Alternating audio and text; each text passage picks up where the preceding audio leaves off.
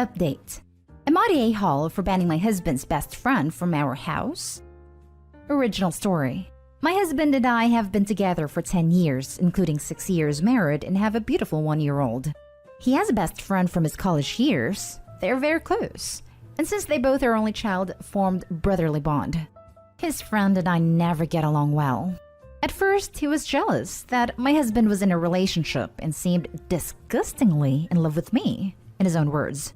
As years passed, he became more civil towards me. But I'm too socially shy and introvert, so we never become friends or anything. I admit I don't like to hang out with him and avoid him. But he come often to my house, and every time I cook or bake something special, and it's the only way we can get along. I did this because I know how close my husband and him are. Recently, my husband got a new cell phone and handed it to me because he always forgets his passwords. So I was downloading his chat's backups when I saw a recent message from his friend telling him that ex-girl was really disappointed he didn't show up again. I was intrigued, so I opened the chat and oh man, the whole chat was filled with messages from his friend encouraging him to meet with this girl. My husband brushed him off all the time, but he kept insisting.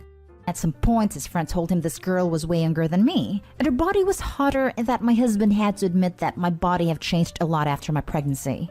He even mentioned that this girl's genital will be tighter. Disgusting. I've never felt so dragged. His friend messages him multiple times, saying he was drinking with his girlfriend and this girl who was willing, and called him a coward when he refused. I confronted my husband, and he said that in fact his friend have been being more of a jerk than usual, but he never actually considered cheating on me with this girl or anybody else for the matter. I trust him, but I don't trust his friend. I don't want to be that type of wife and tell him who he can't be friends with, but I made it very clear I didn't want his friend to put a foot in my house again, or be near my daughter that recently started calling him uncle. My husband agrees, but thinks banning him from the house is too much.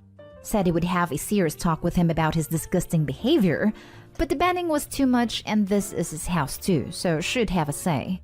That led us to a fight because I'm adamant they could stay friends but not in my house. My husband thinks I'm the a-hole for trying to rule who can and who can't come to our house. Am I the a-hole here? Now for the top comments before reading the update. Not the a-hole. Your husband should have spoken to him when he started the conversation around him leaving you for someone younger. Allowing it to continue has just sent the message that he is not rejecting it completely. Also insisting on remaining friends with someone who clearly wants to ruin his relationship. The friend is disgusting and should not be allowed in your home. This isn't a friend. A friend won't actively and so blatantly try to ruin a friend's marriage. This guy wants to throw a hand grenade at Opie's relationship and watch it burn. The sad thing is that Opie's husband still doesn't see that this isn't a friend. What a sad situation. Not the a-hole. But Opie, if you're reading this, please ask your husband to take a closer look at whom he brings around himself and his family in the guise of calling themselves a friend. Opie, your husband shouldn't be comfortable having a person in his house who is actively trying to destroy his marital home. He must be banned from your home for talking disgustingly about you and trying to separate you and your husband. You feed him and respect him as special guest, and he turned out to be evil and wanted to destroy your household. No, he is not allowed again. He could find another place for his dirty plans. Not the a-hole. In fact, I think you're still underreacting here. Why does your husband even want to be friends with this person? He is disrespecting your marriage and you as his friend's wife. Actively trying to sabotage your marriage while smiling in your face. This is really disgusting behavior, and being banned from your house and child should be the first step. I said the same thing. Why is the husband even still friends with this guy? He should have been cut off the first time he tried to get him to cheat on his freaking wife and mother of his child. Absolutely disgusting. I feel like Opie is underreacting to the situation. This guy should be out of husband's life for good. And now for the update. Thank you for all your responses. Some people asked me for an update. Yesterday, after breakfast, I sat with my husband to have a talk. I told him he was right. Banning his friend was wrong. They will meet anywhere else where he can actively drag me down and encourage him to cheat. Plus, I don't want my daughter to be near a grown man that was constantly thinking about how tight a young girl's V may be. I didn't mention it in my post, but this girl is in her early 20s while we're all in our mid-30s. My husband was mad at me for insinuating that his friend was a perv, and was even more mad because now I was saying he should cut his friendship out. I told him I feel disappointed that he let someone talk of me and my body that way. I was disappointed that someone tried to sabotage our marriage, and I let him get away with it. If the family we had built was less important than his brotherhood, he should go ahead and tell me already so I won't be losing my time. He said he was right, but I couldn't possibly understand him because I came from a large family. I pointed out that he has a family now. This family must come first than any friendship, brotherhood, or whatever. He agreed. Well, later that day, his friend came over to pick up something. They ended up hanging in our front yard for 2 hours, and my husband even took our daughter to say hi to uncle and play. I was seeing red. I waited until the friend left, packed mine and my girl's stuff, and left to my parents. I messaged him. He had 2 options: to man up and stick to his family, or see us in court. I wasn't about to take any disrespect from nobody. Not him, not his friend. I also sent him the link of my previous post so he could see some extra perspective. He messaged me telling me how sorry he was. He was willing to do anything to not lose us. He said he was sorry for being so weak and not protecting me, our intimacy, and our marriage. He sent me some screenshots where he tells his friend to stop trying to introduce him to women and getting him to cheat. He asked for a dinner to discuss some boundaries they need to set in their friendship and the respect he should have for his marriage. My husband asked me to come along to this dinner so I can see myself that it's true he's setting boundaries, and he will put distance between them too. I also agreed to do some kind of counseling to deal with his own trauma of losing people. I said that I support him heartily, but I'm staying with my parents until dinner with his friend is over and I see some kind of improvement. That is it. Again, thanks. He wants you to come to dinner with a problem to discuss boundaries? No, he knows what the boundaries are. He can discuss them with his friend, and then he can let you know what the friend and he decide. Having dinner together to discuss boundaries is some weird triad third wheel crap. His friend isn't part of your marriage. These 2 things bother me. First, why is the dinner needed? Your husband just needed to call him and be blunt. Second, you had to leave in order for your husband to step up. A decent man would have automatically stepped up the first time his friend disrespected his wife in marriage. I'm glad your husband is agreeing to therapy because he needs it. Let him see this post also, and good luck. The fact that he still wants his a-hole friend in his life and thinks that setting some boundaries where you go back to not hearing what the friend is saying to him makes me think it's smart to stay at your parents' house. I wish I could reply to everybody. I made it clear to my husband that either he cuts his friend out or I'm leaving forever. If this dinner doesn't end on my husband cutting his friendship, I'm not going back home. I'm not taking some fake apologies. I'm standing on my ground. I wouldn't go to that dinner. Dollars to donuts, the friend is already going to frame you as overbearing and try to ruin their friendship. And even though your husband is the one to invite you, my guess is that the friend will try to get in his head that you forced him to do it. It makes it easier for the friend to do this if you're at the dinner. Also, if you're going to rebuild your relationship with your husband, you have to rebuild your trust. Trusting him to do the right thing without you being there is the important part. He needs to do this on his own. I agree with this. The friend will absolutely see it as OP forcing the husband to do it. I also agree. Dinner? He needs to dump his disgusting, misogynistic friend who objectifies women and glorifies cheating. If the situations were reversed, the husband would not be okay with a friend who encouraged Opie to cheat on her husband with a well-endowed man. Now for the next story. Am I the a-hole for revealing our net worth when my wife constantly says we are broke and making me look bad with money? I, 31 male, have been with my wife, 30 female, for 10 years now, and she always has had this habit of making me look bad with our finances. Whenever anything regarding spending money comes up, she will always say how broke we are, and she doesn't have the money to do this or buy that. The thing is, we are doing well financially. We have decent jobs, and combined our salary is roughly $125,000 a year. As of today, our net worth is more than $1 million, but less than 2. I had saved/invested a lot before getting married, so I gave us a good head start. I control the finances/take the lead, but we both agreed to living a very modest life. We both have our cars from college, for example, Honda and Toyota. She knows everything about our finances, because at least once a month I go over it with her every time I deposit money in our investment accounts or our kids' college funds. For banking, we have an emergency fund and I budget everything else to go straight into investments. We basically stay right at $10,000 in our bank savings account and $500 in our checking account after bills. Most of the time there's more than $500 in our checkings, but once I pay our credit card each month, I then move anything extra. We always use the credit card, so it's not like we only have $500 to spend. Our credit card limit is $25,000. A few months ago, we had dinner with our friends and they talked about buying a new car. My wife said something like, "I wish I could get a new car, but I'm always broke after paying the bills. We still have our college cars."